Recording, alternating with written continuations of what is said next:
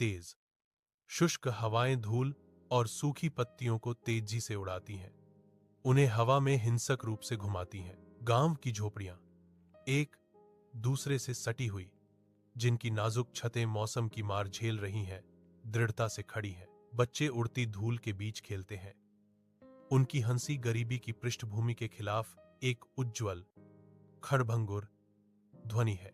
गांव के बुजुर्ग, जिनके चेहरों पर जीवन के संघर्षों की छाप है, धूप में बैठे हैं, उनकी शांत बातचीत जीवन की धीमी लय है।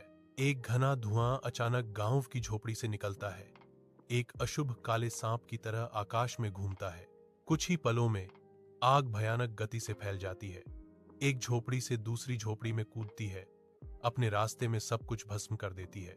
लोगों में दहशत फैल जाती है, उनकी चीखें हवा में गूंजती हैं। जैसे ही गांव में अराजकता छा जाती है, माएं अपने बच्चों को अपनी छाती से लगा लेती हैं, आंसू उनकी आंखों से बह रहे हैं, उनकी आंखों में एक स्पष्ट आतंक और लाचारी झलक रही है। झोपड़ियां धधकते खंडहरों में ढह जाती हैं, जिससे राख के घने गुबार अंधेरे धुएं से भरे हवा में उड़ने लगते हैं। बुजुर्ग दहशत में देखते हैं, उनके चेहरे आंसुओं से लथपथ हैं, क्योंकि उनके जीवन भर का काम उनकी आंखों के सामने राख में बदल जाता है। अब बेघर हुए ग्रामीण विशाल खुले आसमान के नीचे सन्न बैठे हैं, उनकी दुनिया राख में बदल गई है। बच्चे चुपचाप अपनी मां के फटे कपड़ों से चिपके रहते हैं, उनके छोटे हाथ आराम के अंतिम अवशेषों को कसकर पकड़े हुए हैं। एक एक करके एक दूसरे से शक्ति प्राप्त करते हुए ग्रामीण खड़े होने लगते हैं। एक सामूहिक भावना फिर से प्रज्वलित होती है।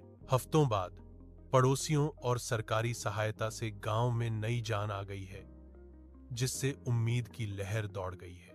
गीता और अन्य महिलाएं उनकी आंखों में जलती हुई आशा के साथ एक पुनर्जीवित समुदाय की भावना का प्रतीक है।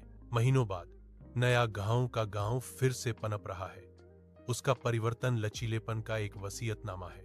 गीता और अन्य महिलाएं इकट्ठा होती हैं, उनके चेहरे संतुष्टि और अपनी सामूहिक शक्ति के शांत गौरव से चमक रहे हैं।